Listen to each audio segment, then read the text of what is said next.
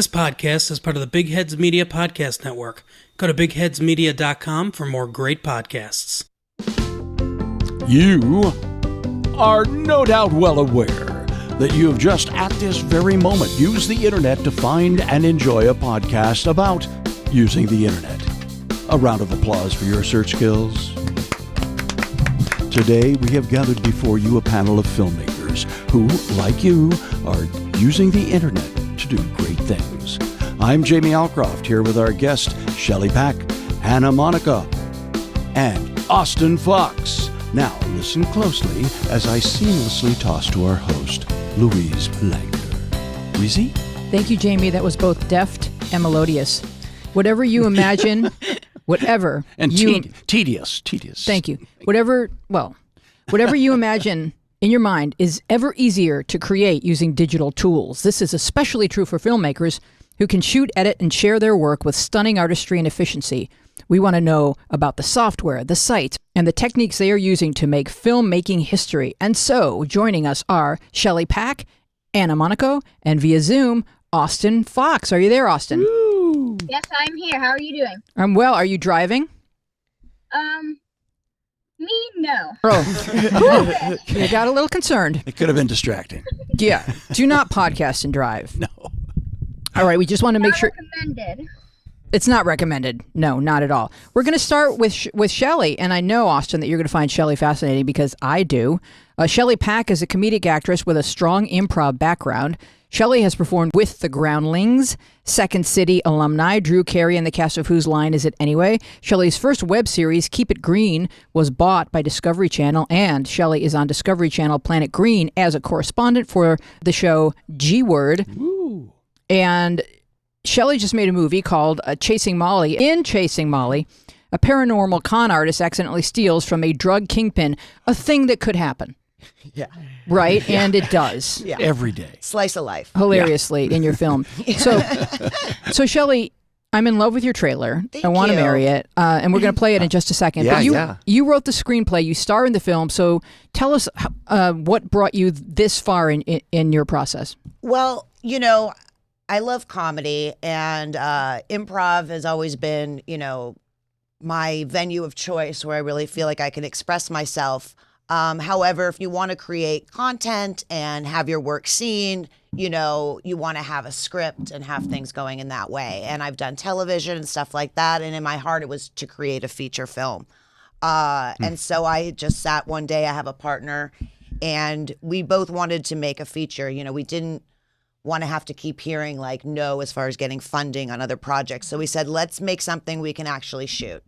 He has a red cam and a nice sound package. And then Does it say that on his Tinder? Excuse me. It's a nice sound package. And I know that sounded way more perverted. It's a euphemism. No, actually, I think that should be in Tinder profiles. I have a red cam. Yes. I think so too. A red cam and that boosts my complete interest. sound package. So, we came up with an idea where my character would kind of run the gauntlet. So it would be my character and then one other character, and I'd go from character to character so that the actors, we could get bigger name actors because we just used them for 1 or 2 days. And then my character would move on. So we started picking off what we could shoot, which was me and stuff like that. And then I'd start reaching out to comedians I knew, like Felicia Day, who, is a huge... Yeah, she's a internet darling. She's been on The Guild, and she's on Supernatural. And anyway, she's created a big name for herself. And I know her from, performing improv. And I said, listen, I'm making this movie. I need you for one day. And she, thankfully agreed to do that. And that's how the whole process worked. I got Jim Cashman, who is well known as the progressive guy, Jamie, the progressive guy. And he's a friend of mine. And I said, listen, I need you 2 days. Here's the script. And so then it would just be one day for these actors to come out. Same with Kurt Angle. He was a cold call, talk about using the internet. Wow. I just tweeted his manager, got a hold of him, got a script to him. Wow. He read the script. Thankfully, he's hands-on with his career. And he agreed to do the movie. So we flew him in. Again, in and out in 1 or 2 days, and we flew him out. Again, he had to like the That was nice of script. you. That was nice of you to fly him back. Yeah, well, yeah. That was, I guess that must. He drove a hard bargain, didn't he? Yeah, I Yeah, mean, I would you know, like to it's the go right back thing home. to do. Yeah. It's the right thing to do. We won't talk about agents and contracts and all that. But the Okay. point is, he agreed to do the movie. I'm so thankful, and he killed it. You know, as this ruthless drug dealer. Wow. But the film kind of snowballed. So we kept getting, you know, comedians, and everyone just kept coming together, and then, you know, sitting through the editing process, and it was just. We just kept going until it was done. Sometimes in filmmaking, you know, one person will do this and one person will do that. Sometimes things can fall through. They don't get completed. But because it was just really two of us making this movie, we just kept the wheels spinning. Now, until do you was think done. it was on the strength of a great script? Is that what pulls people in? I think the script has to be there. Content is king. If you're trying to sell something that's not entertaining, especially in comedy, if it's not funny, then people don't want to be a part of it, myself included. I've said no to projects just because as a comedian, if you're doing something that's not funny, that's it. You'll lose your credibility. Yeah. So it had to be a good script. And what I did was I would write the scene for the actor I knew.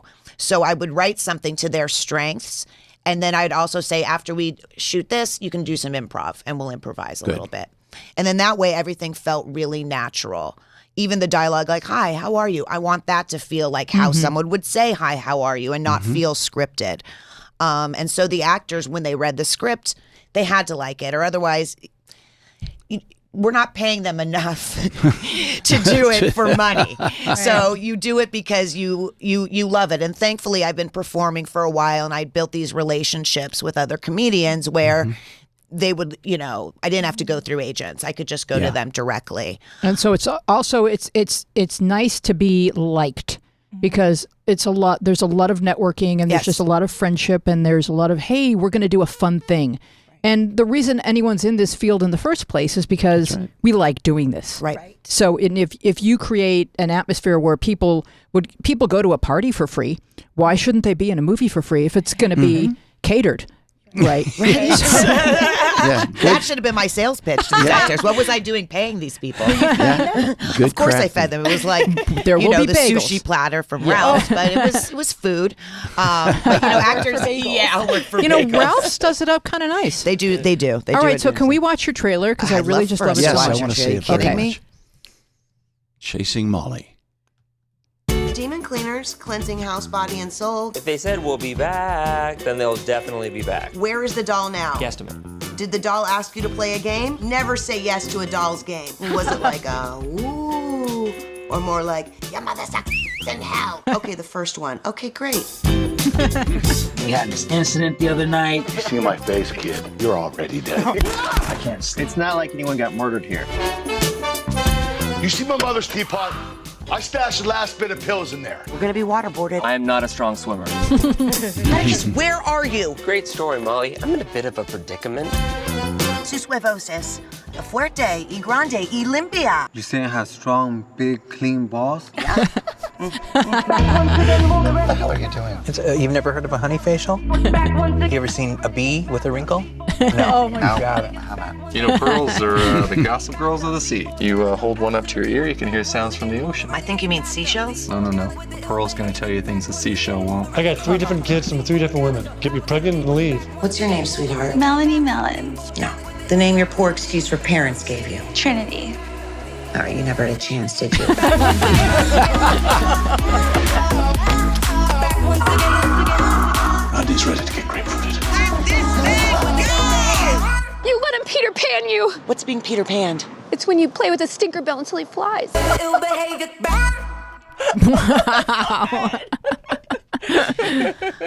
laughing at my own Wow. trailer. I'm like, that's That hilarious. is- Yeah. I want to see that movie. Thank you. So Yes. we want to know what internet tools you've been utilizing to promote your work. Oh, absolutely. I mean, from finding certain characters like the Hispanic gang leader, I didn't know anyone that was even remotely could pull that off. And I wanted, again, authentic. So I start going on YouTube and I start looking and I'm Googling, I'm looking.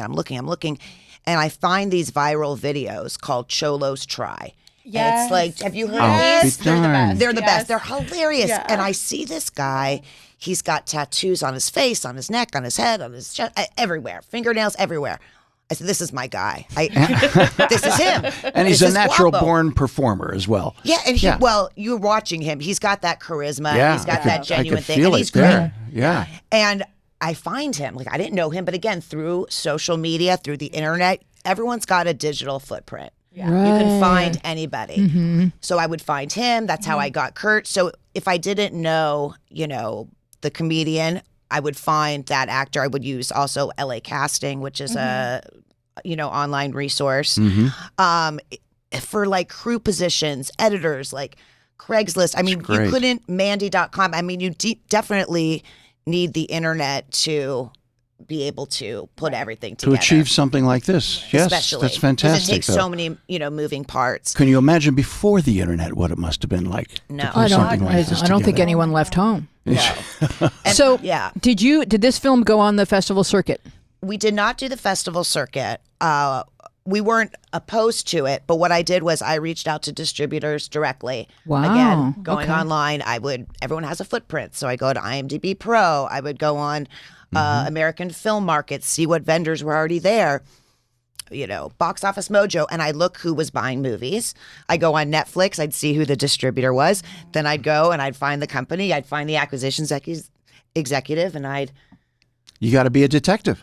I was a detective. And you have to Absolutely. be brave because Of I course. could do all of that Googling and still be afraid to call a person. To pick up the phone. That's Yeah. it. I think that's the key to picking up the phone. You just keep going. I mean, you just know that the movie is destined to be out there. People want to see it. So if someone says no or they don't return, you just kind of that's the universe's way of guiding you towards the right. That's the first thing I want is a no. Because that leads me to a yes. I mean, it's an old axiom. Yeah, and but how would it's I true. know? Like who honestly No? to really, Great. it'd be hard Thanks. to weed out myself. So it's sometimes the weeding out is done for you. Wow. So the universe. But yeah, to sell the movie, being able to reach out directly to distributors, finding them, and then now promoting once we sold it. Hey, that's one part. Now you got to tell people where to find it. Right. And so that's what I'm learning now. And I'm going on podcasts where I feel like-minded people would also appreciate what I'm doing and the movie, and then bonding and connecting with them. I think everyone's going to want your hair. That's going to become viral. Can I have the Molly? I was thinking the makeup. Oh, okay. Yeah. Makeup. This that's is- eye eyeliner. makeup is This pretty is what radical. happens when you don't have Pretty hair and radical. makeup on set. I guess people think it's like intentional. I'm just going to roll with it. I'm like, yep, that's the look I was going for. All right. So we want to find your movie, and Yes. where do we go? Yeah. On demand on your television. Go on your TV, go to Movies on Demand, type in Chasing Molly. iTunes, Amazon Prime, Fandango, Redbox.com, Amazon.com. If you want a hard copy, listen, you're going to want it. You can go to Walmart.com, Target.com, BestBuy.com, and Amazon.com and buy a Blu-ray or a DVD. So what are you getting for your movie? Let's look at one of the reviews. Oh, God. Lane. Wait, let's look at a good No, one. Lane, Yes. look at a good one. Lane's going to Let's pick one see. out. One No, I bad trust one. Lane. He's going to pick one out and 5 read it for you. customers. You're going to Okay. be so happy and feel There's gratified. one bad one I saw. No, we're today. not gonna- Don't we're not show gonna that give them one. any That guy attention. does We'll read anti-Semitic the first and half hates of the Jewish bad people. one and the second half of the good No, one. I don't know. Okay, Anytime then. someone doesn't like my movie, I Okay, assume Lane, they hate pick one. women or Jews. You have to talk into a mic. I know.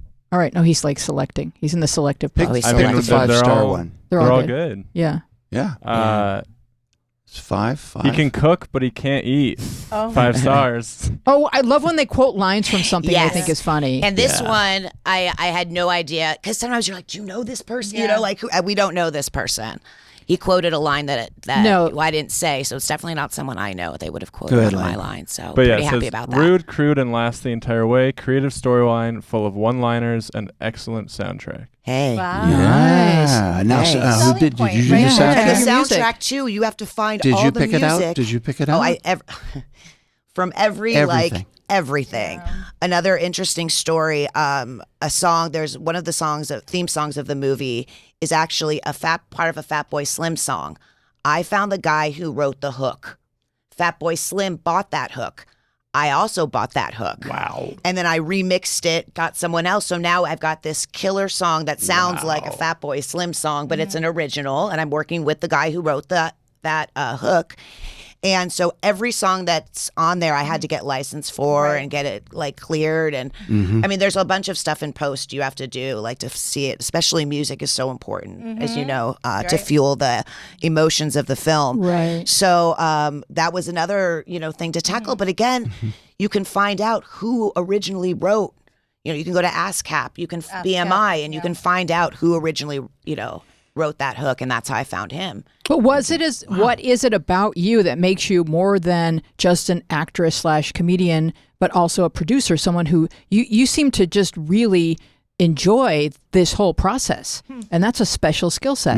I love seeing it all come together. I mean, there's so many talented people out there. We've all seen them perform who are talented comedians and actors. But to really have longevity and to make it in this business, I think it's important to have a voice. So that means becoming a writer. And then if you want that to be seen, you kind of have to become a producer. And I fell in love with something coming from my vision to seeing it to fruition. Even the editing and going through the sound effects and the ADR, all that stuff. To see it in completion, there's nothing more gratifying than that. And also it's a shared success, which makes it exactly. more. And it feels like, you, when it's something that's truly you, yes, you're more vulnerable to put it out there. Sure. But at the same time, you can look back, when we all leave this planet for whatever time that is, you want to have made something you're proud of. It's a great legacy. Yeah. Absolutely. Yeah, don't leave the planet yet, though. I'm not ready. I got more stick around a little bit.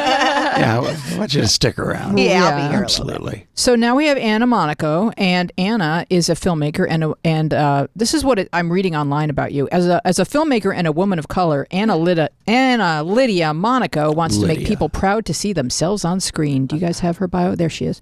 Yeah. She seeks to create honest female characters whose stories resonate with Latinas and broader female audiences.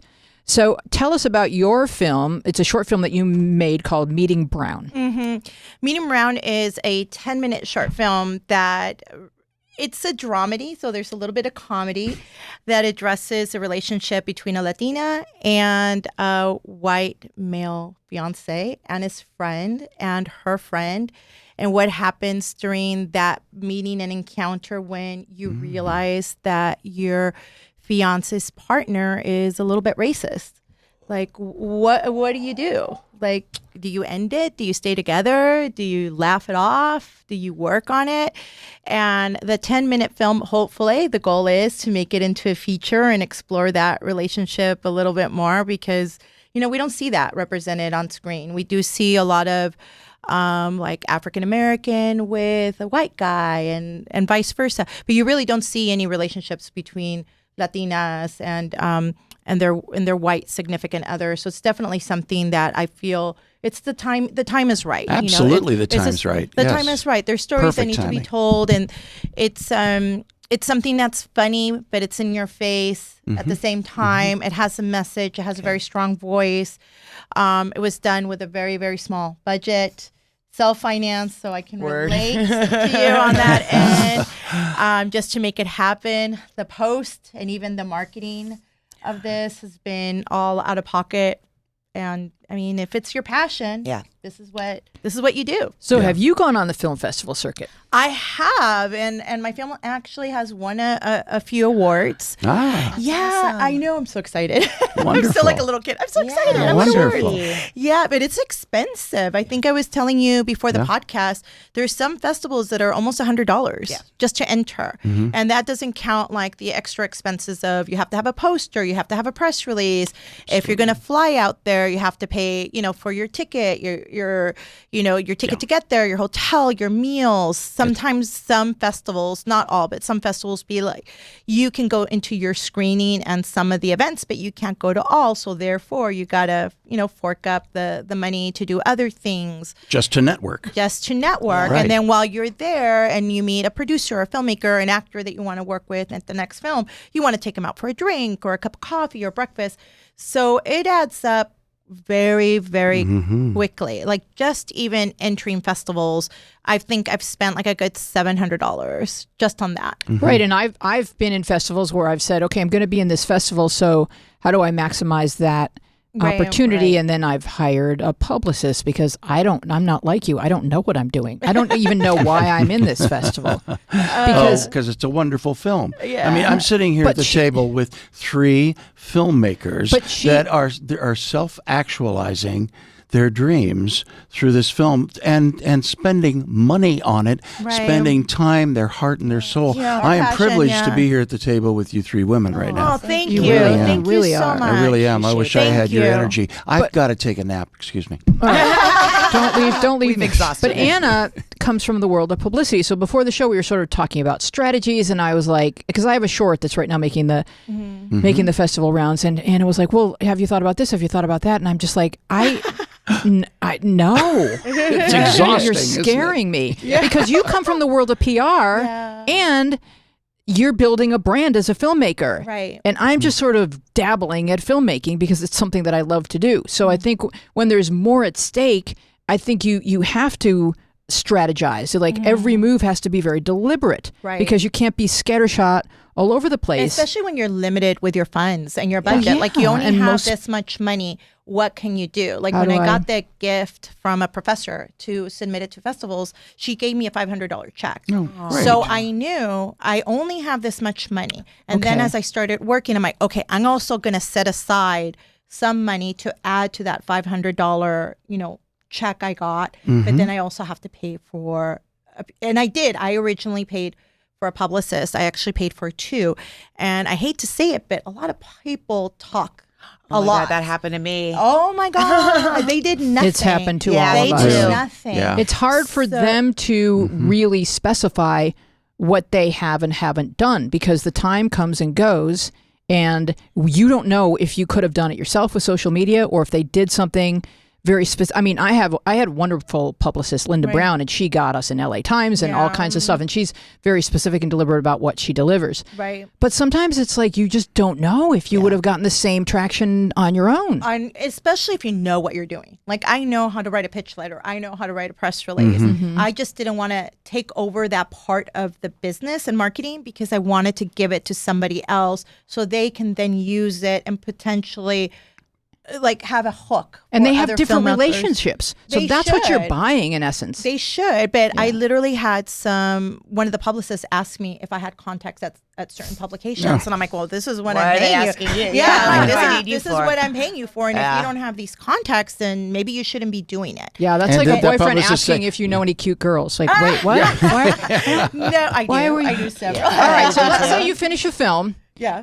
How do you strategize? Okay, your film is done, and now you want people to know about it. So how do you go about strategizing? Well, the first thing I did was I did what I did in PR, which was I sent it out, the completed film, to a select group of people that I would value their opinion. And I sent them a survey. Said, can you tell me, what works, what doesn't work, what film festival do you see this film at, et cetera, et cetera. Because sometimes you have to remove yourself to be able to see something in a new light. Yeah. And a lot of people gave me really good input. Some people doubled up on that input. Some input, I'm like, okay, this input is thank you so much, but it's not going to work, et cetera, et cetera. And obviously, some of the people that I submitted it to were not filmmakers. So it was also good for me to know, like, where do regular people go to see films? Where do they discover films? And that's where the idea of podcasts came about. So that was a really good way of knowing, like, oh, people are actually listening to podcasts and they're hearing about new films or new actors or new whatever shows from a podcast, and which I had never thought about because when I was doing PR, podcasts didn't exist. I really just went to traditional publications or bloggers and some social media.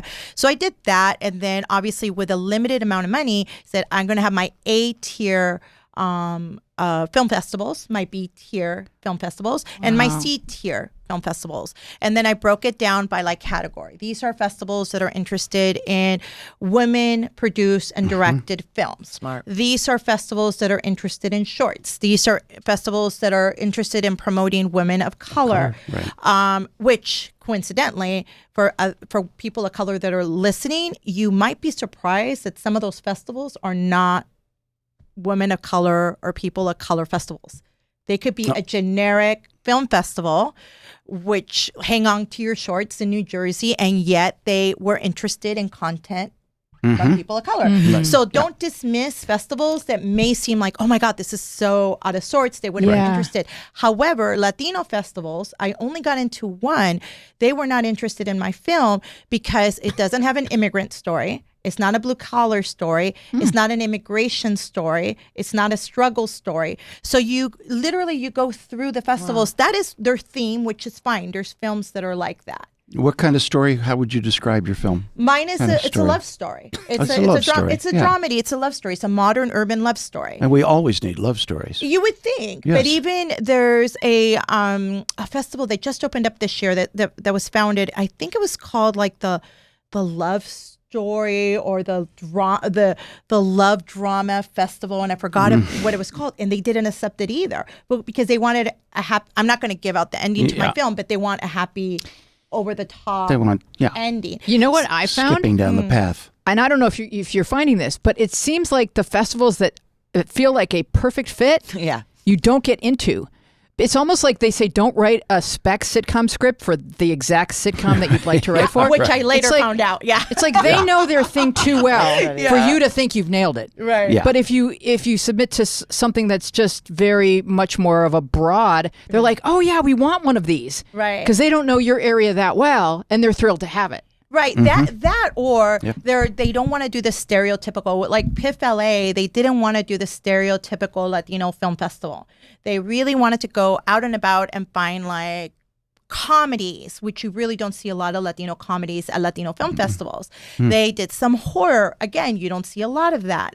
Most of the Latino film festivals have a very specific type of film that they like to do. Yeah. And some don't even have short programs. They want, like feature films, and a lot of them don't even promote U.S. Latinos. So Lali, for example, made it a point to say that they are promoting U.S. Latino filmmakers, which is huge because a lot of these other festivals are like, oh, well, let's, do an Alfonso Cuarón film, which is great, but he's Mexican.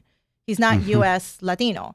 So you get a lot of international, like people from Argentina and people from Brazil, which is great. But then the U.S. Latinos, you don't even have a chance. You can't even go in because you're competing with Cuarón and all the very top level filmmakers. Life ain't fair. It's not, but you know what? You just work around it. You create a strategy. You work around it. You get into festivals anyway. And you get into festivals until you're out of exposure. money. And then you're out of money. And then you got to think like, what do I do? Do I distribute it?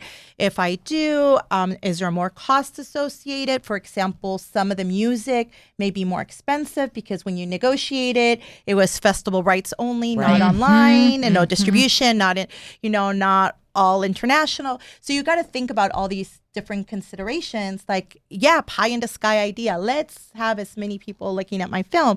But if you're limited on budget and you don't have somebody funding this, you got to work with what you got. And do you think of your short films as a resume? Oh, God, it's my portfolio because I went later in life to film school. I just graduated a year. I know. Congratulations. Thank you. I just graduated a year ago in April. So when I went back to film school, my strategy was I'm creating a portfolio.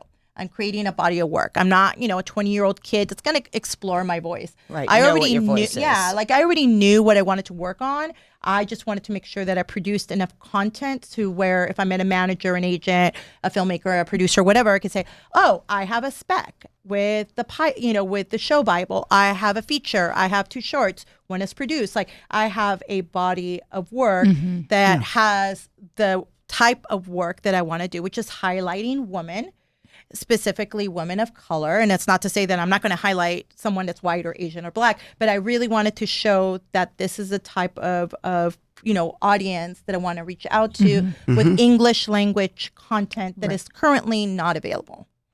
All right, we're going to break for commercial, and we're going to come back with 13-year-old filmmaker Austin Fox. Yes. Hi, I'm Mark. And I'm Carol. And we're the hosts of Retro Late Fee. We are stuck in 1994. And we can't get out. We're watching all the movies and TV shows that you probably remember, I guess. Somehow we're speaking to you through some kind of time portal. Right. Join us every week for great movies and TV shows from 25 years ago. It's fun, I swear. A respectable minister takes charge and leads head-on. Minister Donald Trike may be the foremost politician of textiles. As a minister, I have the utmost sensitivity to these situations, and if anyone's sensibilities were harmed, I would have sensed it. But his petty ambitions will almost certainly lead us to unknown danger. How dare you, sir! Unknown danger has its potential for profit. It's exotic. You can hear Minister Trike and his antics in the radio comedy Magus Elgar. Visit MagusElgar.com to download your copy today. Yay, we will. Austin Fox is an actor and director known for Mom 2019, Eli 2019, and 3 Aprils in March 2018. Are you with us, Austin? Yes, I'm with you. How are you doing? I'm well. Tell us how you got into filmmaking already. Well, how I got into filmmaking was about 2 years ago. 2 years ago. And I asked my dad, hey, I see all these people on TV. I want to do that. I want to be the person on screen. I want people to see me. So he got me into classes at an acting school called Barbizon. And I took classes there for about half a year. And after that, I entered one of their annual competitions where you come up with a monologue, a little act to put on for a bunch of agents, and you get callbacks for them where they want to meet with you. Mm-hmm. So it's basically a great way to get yourself out there. And after doing that, I got about 30 callbacks from agents wanting to meet with me and possibly sign with me. So after meeting with a few, I met with this great agent. Her name is Dawn Landrum and George Landrum. And I signed with them, and they're my current agent today. And that's for acting? Yes, that is for acting. So how do you go from being a kid actor to a kid filmmaker? Well, I just thought I came up with the idea to make a movie. And how that came about was I was having a conversation with my dad in the car, and the radio was on about how kids at the border are being separated from their families. And I had an audition at the time, and we just got into like a conversation about it. And I just came up with the idea, what if these kids, instead of crossing the border and being separated, their mom died, and the oldest one was forced to take care of his siblings. So that's kind of how I came up with the idea. And it's like, hey, we got the idea. Let's write a movie. So you had you had the concept of, what would I do if I suddenly had no parents and I had my little siblings, and I had to figure out, well, what are we going to do? How are we going to survive? That's sort of what it's about, right? Yes. And then you made it something that could act. You're probably not going to be separated at the border from your mom, since you guys were born in America. So you thought, well, what could happen? And so in your version of the story, the mom dies of a drug overdose? Yes, she dies of a drug overdose. Oh. And you wrote the script yourself, Austin? With a little bit of help from my dad. He had a few scenes here and there and helped me polish it up and introduce me to the software, which is on our topic of how the internet can help us filmmakers. Mm-hmm. I use an application called Final Draft to write the script. Right. It makes it so easy to write it. Great application. That's awesome. I use that as well. Me too. It's got a great learning curve. Smart. I use it just to write my shopping list, just to keep me sharp. And he hands it to the cashier, and it's like, these are your lines. These are your lines. Dina? So, is this thing working? Hold on, we're going to pull up Dina's mic, Austin, for you. She has a want question Dina. for you. Austin, are you there? I am here. Hello. He still is. I just wanted to ask you, these are some pretty heavy adult themes and topics. I was kind of wondering, like, how did you do research for writing this script?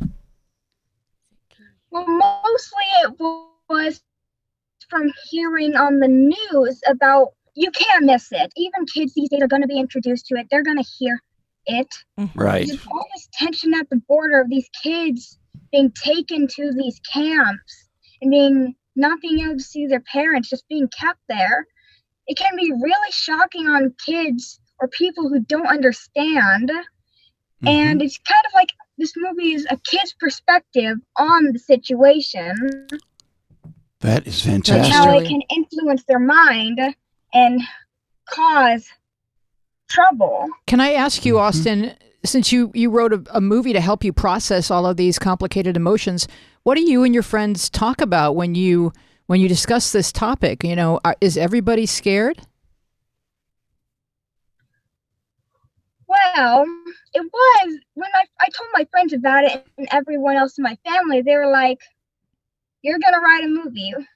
Well, let's see how this plays out." As we were doing the movie and we showed it to a few family or so far, they seemed very impressed about how it's turned out.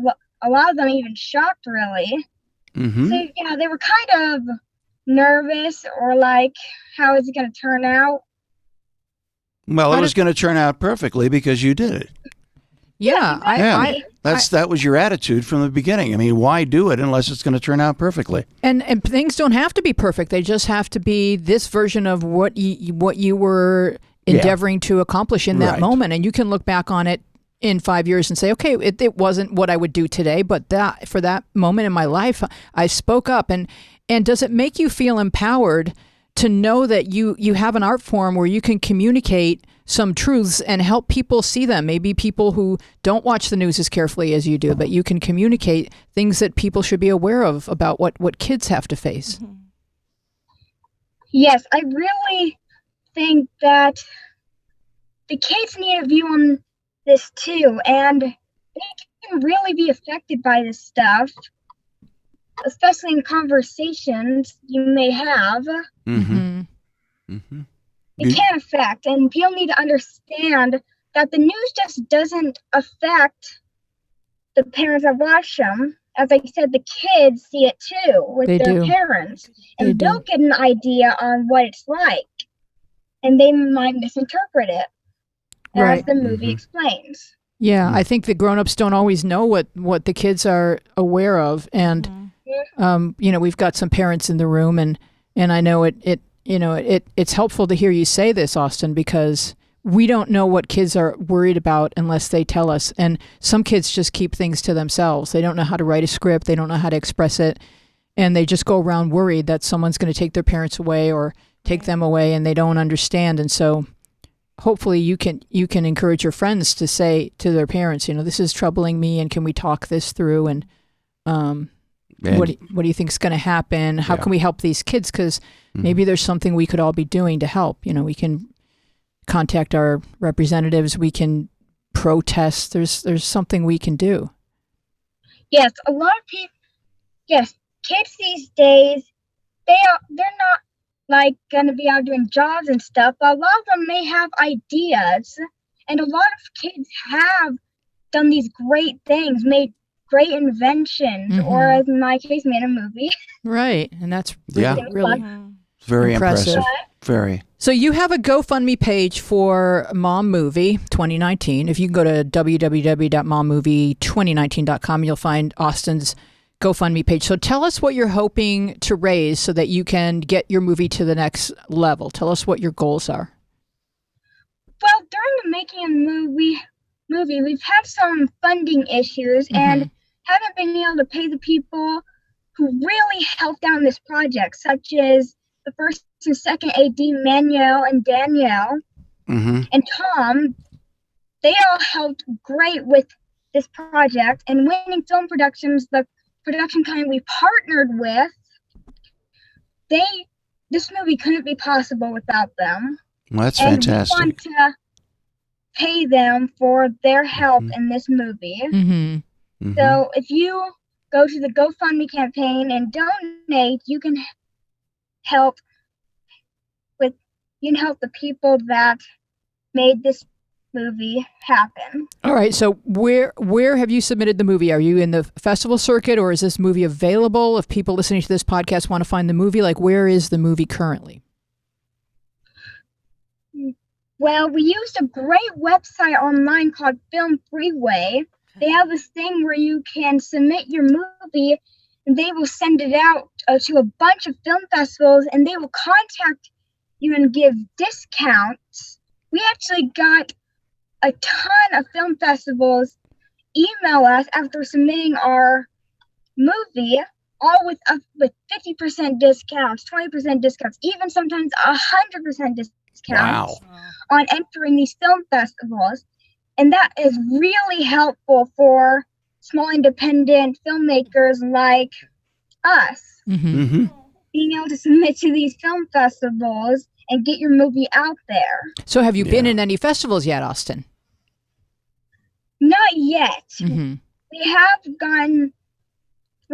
gotten somewhere submitted to.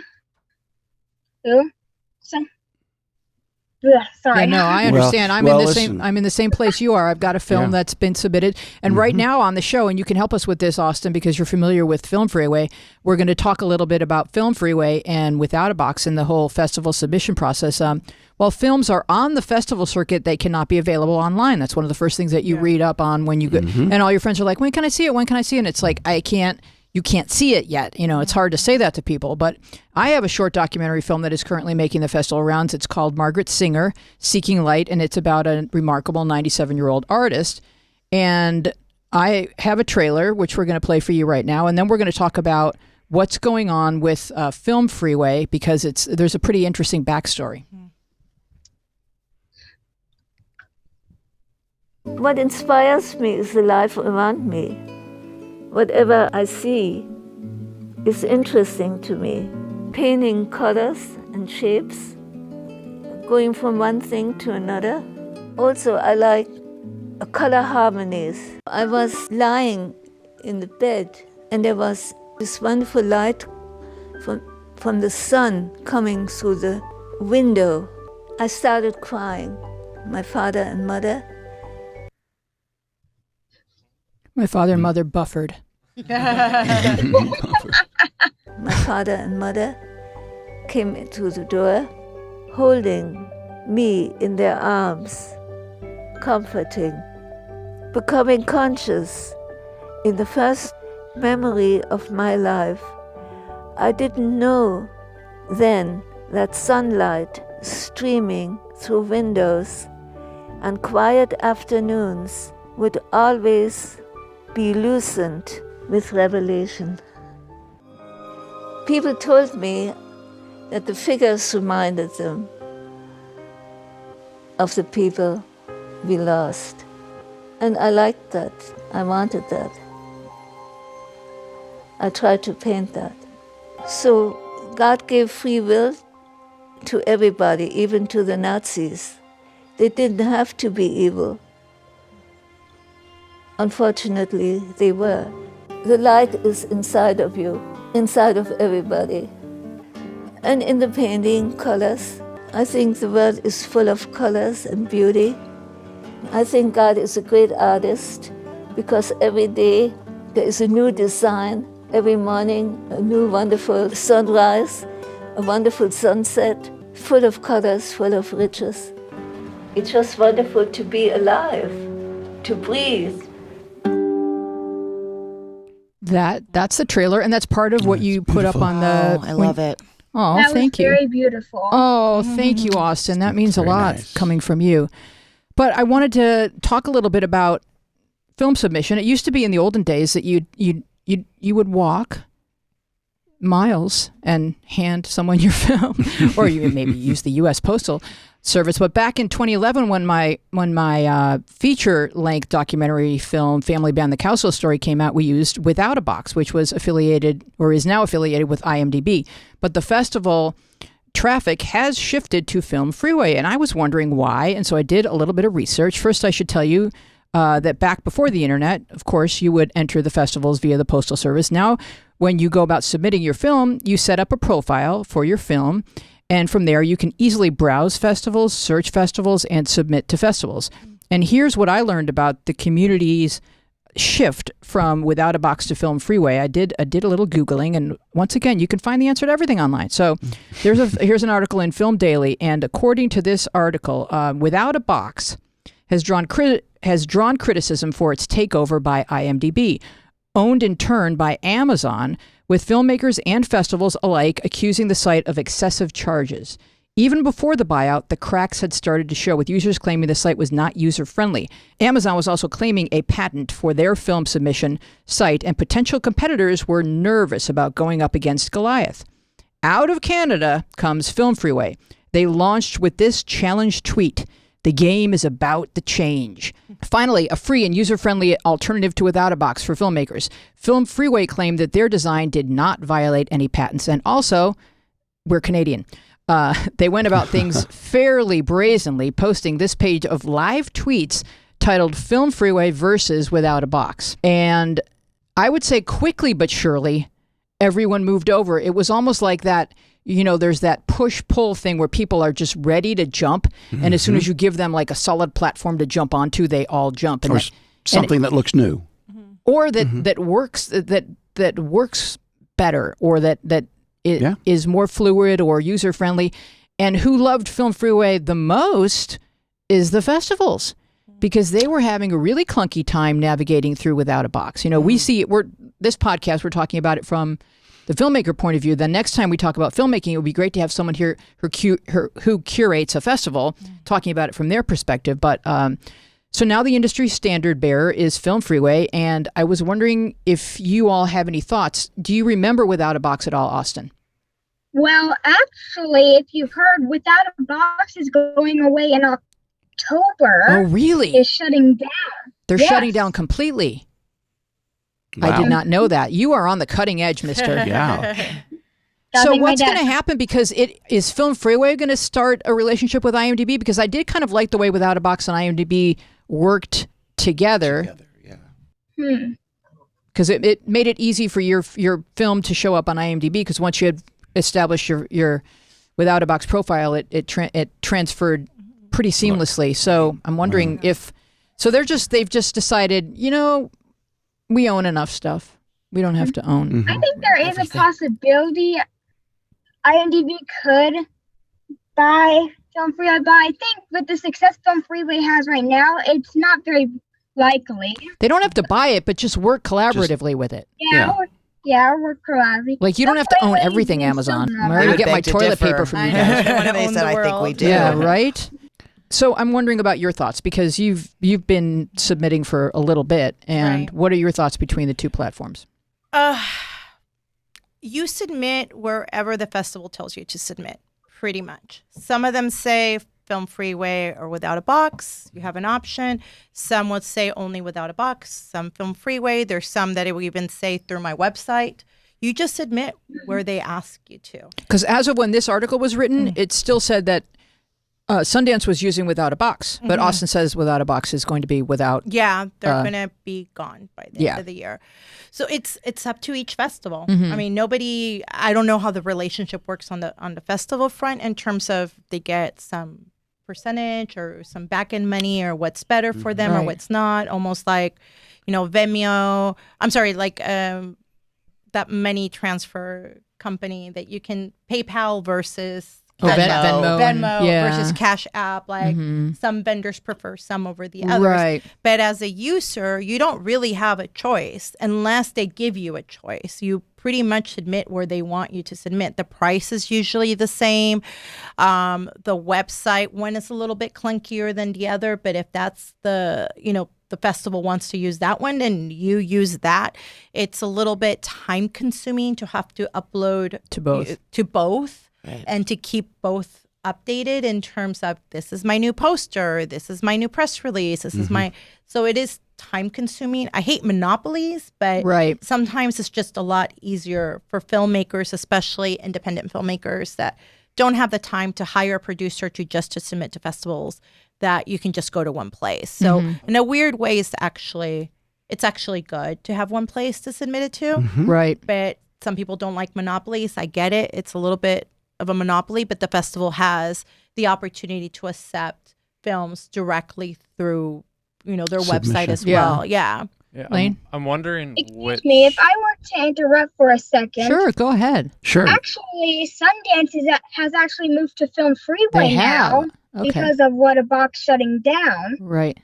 They're on Film Freeway now. That's true. So what's interesting then, Austin, is that it seems like Film Freeway now has a monopoly, and I wonder if competitors will start coming out now that, because Film Freeway is not as scary as Without a Box was when they were sort of in control of this market. What were you going to say, Lane? I was just going to say, I wonder what, I think Film Freeway has an edge because I never used Without a Box. I kind of started submitting my films like right when it was on its way out. But I only find festivals through Film Freeway. So I know some people find it other ways, but that's what I think a lot, it depends which platform more festivals are posting to, because Film Freeway is so user friendly that I only find festivals through there. So any festivals that don't use Film Freeway, I won't even know about. Yeah, it used to be unless I search if I'm like looking for right, a or somebody else thing. tells you about it, because there's some like tiny. So I'm assuming, I don't know for a fact, that they probably have to pay a percentage to the platform. Yeah, I would imagine. Yeah. So some of the smaller, independent, like tiny little festivals in the middle of nowhere, they probably don't have. If it's $1 or $2, it's money they need to run their festivals. So they're probably not going to use that. They just go directly through their right now, their submission. Yeah, I mean, these things run in waves, but right now it seems like Film Freeway is the game. Right. I also don't remember Without a Box having like free options to search, and Film Freeway, like I had to film Dashiell Journey Through Autism, and I was just looking to get it out just to raise awareness. So as many people as possible, and I didn't want to spend, like you said, it's expensive, like $100 a festival, so I'd look at ones that were free. Right. And I don't remember Without a Box even having the ability to screen that way. Yeah. Not to mention the fact that sometimes you feel like you don't know some of these festivals. Like there's only certain ones that have like a reputation where the rest you're like, how do they decide? Are they really looking at the movies? And I just felt like Without a Box, I was a little more like, is this one? Or I don't know. I feel like Film Freeway is more upfront with like the festivals and the fact that they even have ones where you can search, where they're not looking to make money. They're looking to just screen movies. And to also read any type of scripts. I feel that Without a Box didn't really even have that option. I don't remember that either. I don't remember that. Versus with Film Freeway, you can search like, where can I submit scripts, short scripts? Okay, you have like way more options. Talk about that for a moment. How do screenwriters go about submitting scripts, and if it wins, does that give you a higher likelihood that you'd be able to get the film made and get it packaged? Well, that is my goal with Lola, which I was trying for a whole year to try to find my lead actress. And when I couldn't find my lead actress, I'm like, oh, maybe I should shelf it. Maybe it's not the right time for the story, for the film right now. But somebody gave me a really good idea. They're like, why don't you submit it to festivals as a script? And if you start winning some awards, then it means it is a viable idea, and it's something, and you might be able to go to one of these festivals and meet a producer that can help you finance or find your lead actress or what have you.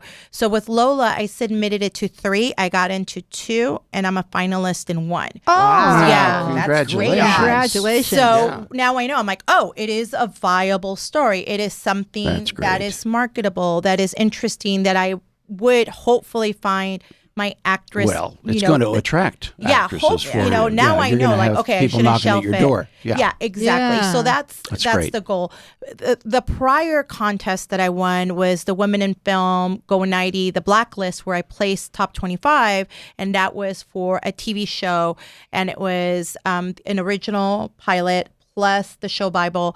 I placed top 25, didn't win.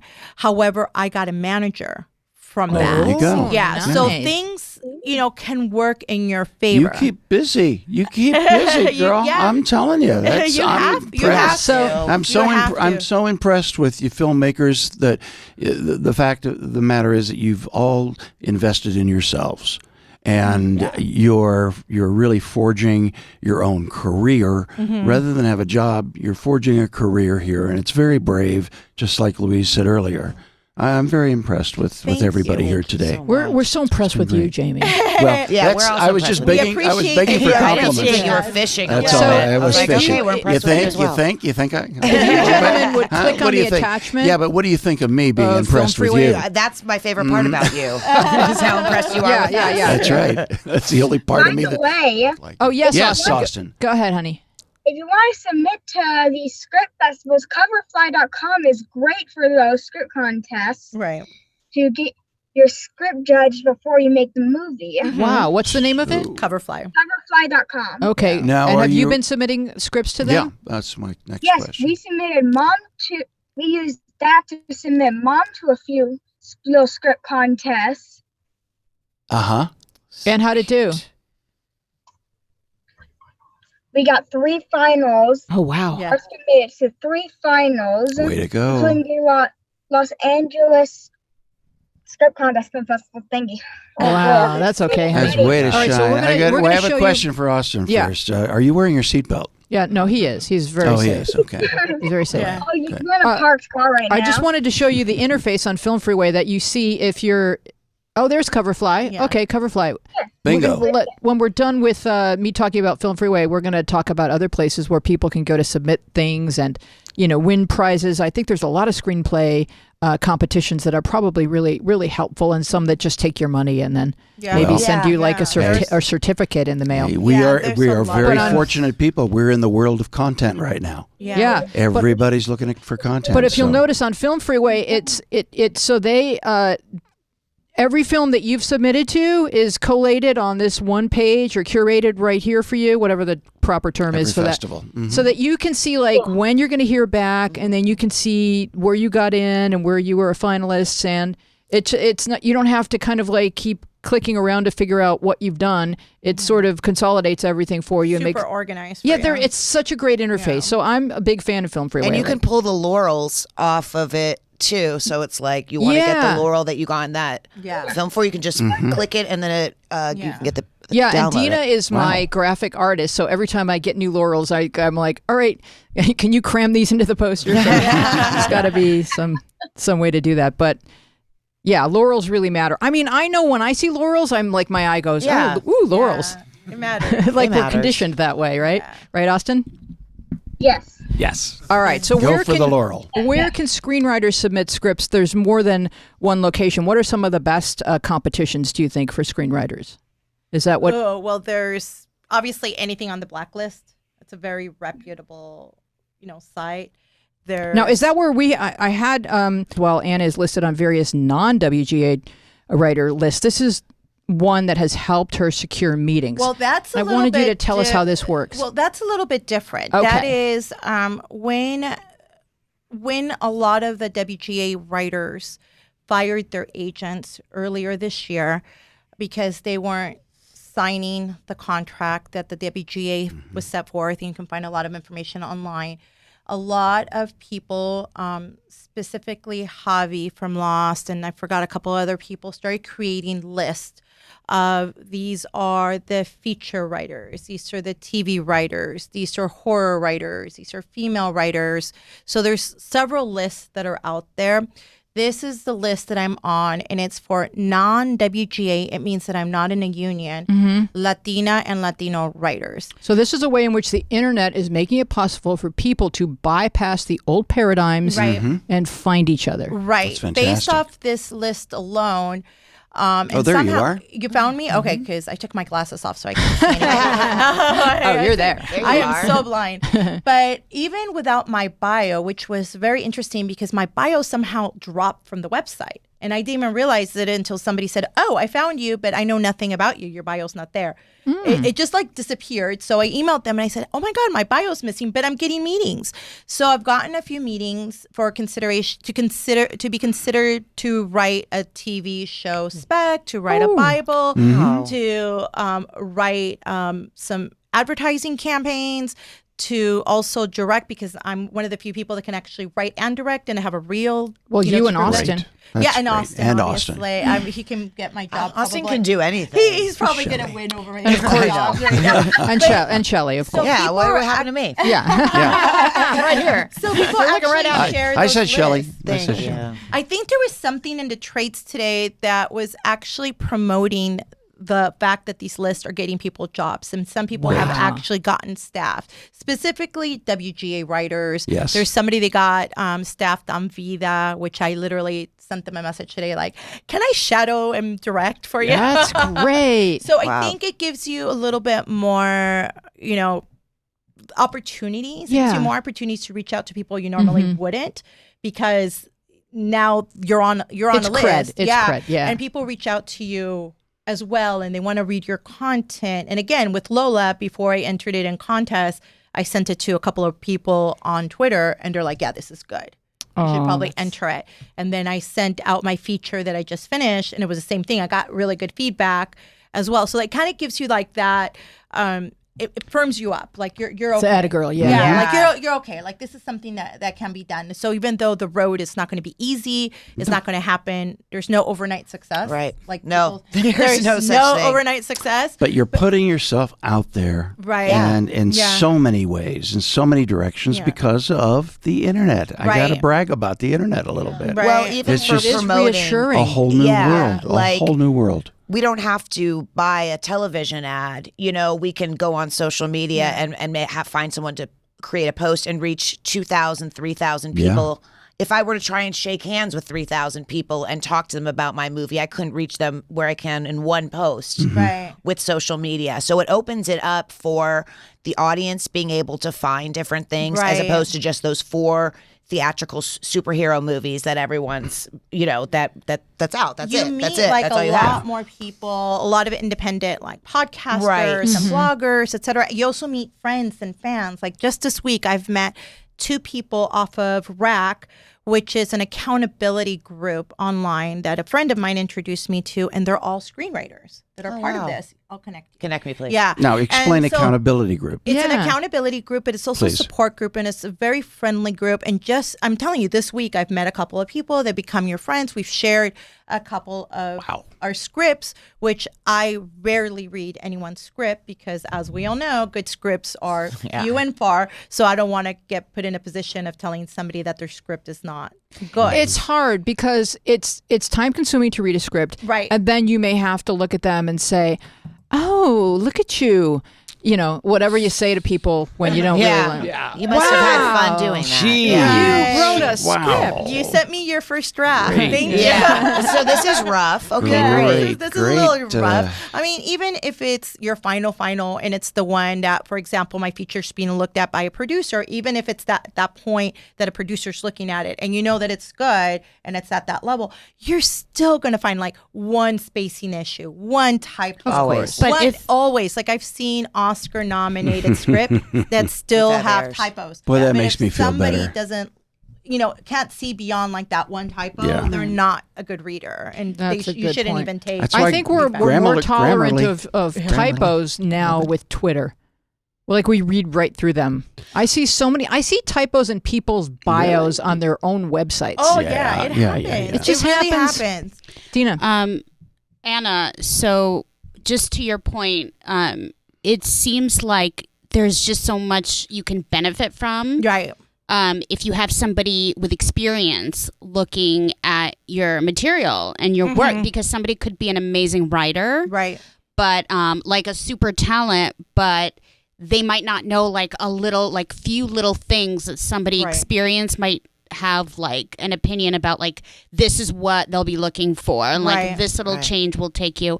And having said that, I have a script for you to look at. Just kidding. I think that my privilege, and I've mentioned it before, is that I actually went to film school and I had really good training.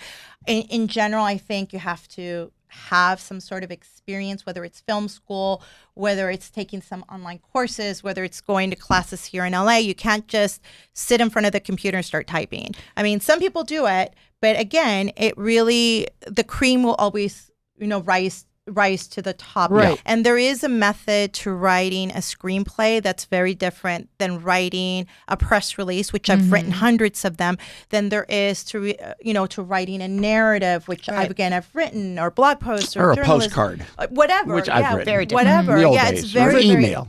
very different. Yeah. So it's a different skill set, and some people think it's the easiest Sure. thing ever, and it's really not. It's very hard, but at the same time, if you like doing it, you will take feedback and you will do better, the next time around. I kind of wonder how much like the internet actually inspires like your guys' content or material, like how much of that is, because I know like I'll be like seeing stuff on the internet and then like I'll watch TV, like a TV show 6 months later, right? And it's like verbatim like what I was just seeing, like reading on the internet. Yeah. So is that something? Yeah, like my partner showed me this video about being grapefruited. It's this viral video. It's beyond. And I never heard of it, and I saw it, and I'm like, that's disgusting. Yeah. I need to put it in my movie. Right. Oh, is that what we saw in your trailer? That's what you saw in the trailer. And I found the woman who made the video, and I licensed the footage from her. Oh, my goodness. But this is something that, it's already out there. Like, millions of people have watched it. So you are like, is it life imitating art imitating Right. life? It's like, it's kind of seamless. So that is like, You're what's just tapping socially into happening. the culture. Right. And So I wanna think be you tapped into that. You have to be careful also, because let's say you like it, you license that video. Thank God you actually did. But let's say somebody else uses it without licensing. So there, you have to be careful. Like what you put out there. Like I rarely say what I'm writing about. Rarely. There's some people on Twitter, especially the Rack group, that will say, I am working on this, and this is my first page of my script. And I'm like, you guys are brave. Yeah, I wouldn't put that out. I do not put that out there. I don't even hand it out until it's registered. My question about that is what are you working on right now? What are you writing about? I am writing about two influencers getting into the two influencers getting into the beauty industry, but it's a teen horror thriller. Oh my goodness. What are you working on, Shelley? Okay, great. It's another feature comedy about a girl who fails at love while trying to succeed in Hollywood. Ooh, I love your elevator pitch. Yes. And so it's going to be, a female perspective on what's going on in Hollywood and how finding your voice and actually getting that out, how complicated that can be. Super. And this is the script that I had before Chasing Molly, where investors had fallen out. And as it turns out, so much has happened in that world since I was first pitching that movie. Wow. That now I went back to the script, I rewrote it, it's even more relevant now. Oh my goodness. And you're like, oh, that's why I had to make this movie first 3 years later, and make this one first. Yeah. Because there are so no much accidents. happened. Yeah. I didn't know what was going to happen ahead so of the time. universe explained itself to you. Explained itself Sure. to me. It all kind of came. I had this very zen moment. I was like, that's why. I get it. Because now my script has so much, like, it's so dynamic and so relatable. It's so meaty now. It has so much. So Austin, have you got a script about a kid in a car on a podcast? Have you got a script like that, Austin? Yeah. Well, actually, we don't have any scripts in mind. Well, we do have some in mind right now, but we're trying to get Mom done at the moment. So that's your focus. Of course. Anything else. Yeah, I just totally understand. It's so hard to I have know. like all these ideas and to really sit down and focus, really sit down and think of what am I going to focus on? Like, Right. just like you. And sometimes I have that outline for this. Like your film. brain isn't free if it feels like it's got this boulder that still has to move, and you're not really nurturing new ideas because you're so preoccupied by And you have to think. You got to take time away. You got to do creative things, and get inspired by things that you love, things that you hate as well, because they inspire the stories. Like the teen influencer horror thriller. I Right. mean, there's some stuff I really do hate about, what is going on in the influencer community. But Oh at my the same God. time, I really do love the community. So it's a spoof off of that. And I it was love that. supposed to be a comedy. And now I'm like, you know what? I'm going to go dark because I'm a really dark horror writer, which is something that people didn't even realize that I could write, including myself. So we're gonna We surprise ourselves all the time. all the time. Yeah. We're going to cut to All the Facebook time. feed time because we're running out of time. So this comes to us from our own Dina Friedman, who pops to the top of my feed because I do interact with her online, and Facebook knows about it. She writes, when someone says LA lacks defined seasons. So go ahead, Dina, and tell us what the 4 seasons in LA are. So the 4 seasons are pilot, earthquake, fire, and awards. We are currently in are we in awards or fire? Because Fire. the I know Emmys we're just in got Emmy We're- nominations. We're just coming into the fire season. We're coming into the fire season, and that is so true, and it's Yeah. okay. So We're true, still in it's okay. California. Yeah. That's it. I Still in know. California. And on what's Twitter trending, we have it's hard It's on not Tuesday us. Is late. it this podcast right now? Is Oh, that what's well, trending? yes. Everybody should be looking at it. I mean, but They it's should. hard Be on on Tuesdays this. to find something non-political. It's like Tuesday's like a really political day. So finally, since I knew that everybody on the podcast was probably a Democrat, fingers crossed, I went with hashtag Obama was better at, and Oh, my God. we have Oh, from my John goodness. Norton. Being a role model that kids can look up to. And can you click on the Yes. photo because it's so cute? Well, it doesn't get any bigger, but We miss our It's president. kids. We miss It's our- not we big miss enough. our- We miss our president. Yeah, I badly. miss our from president. Coco, these are things that Obama was better at. From Coco, spelling. So I guess on the left is Obama holding a script where words are spelled, Yeah. and then on the right is Trump holding a script where I'm not sure, he spelled Al Qaeda. It looks like avocado. I'm not sure. Yeah. Oh my well, you God. can tell. You can tell because the hand's smaller. Oh my goodness. And from Miss Myrtle resists. Obama is better at everything. Everything. Yeah. And it's a Yes. picture of Barack, Michelle, Sasha Malia, and God, I should Even the remember dogs the are dog gorgeous. names. Portuguese. Bo, there was Bo, Even the and dogs are then We so Bo's did not brother. deserve them. Bo and we Bo did the not dog. deserve No, we them. And what my next dog, I'm going to use a Middle Eastern name. I'm going to call him Khmer. Khimir. Come here. Because you just knock them both How to out. confuse a dog. My dad is laughing so hard right now at that joke. Such a dad joke, is it not? It's such a dad joke, and he's going It to is a tell me dad how joke. brilliant it was. Yeah, Yes, thank because you. he's listening. Yeah. Thank you. All right, that Shelley's was dad. great. That guy was hilarious. Best joke ever. Yeah, that Khmer joke. Come on. All right, Come thank here. you to our guests, Austin Fox, Anna Monaco, and Shelley Pack. Thank you to my co-host, Jamie Elcroft. Our producer is Dina Friedman. Our sound mixer is John Maddox. Our webmaster is Bill Filipiak. Our tech team is Lane McFadden. And Michael, what's Michael's last name? Yeah. You always say that to me, and all I hear is the vowels. Tell Oh. up. Tell up. Michael, tell up, Tell up, everybody. tell up, tell up. I am Louise Palanker. Be well, be safe, be kind. We will see you next time. Bye-bye. B. Bye. Thank you.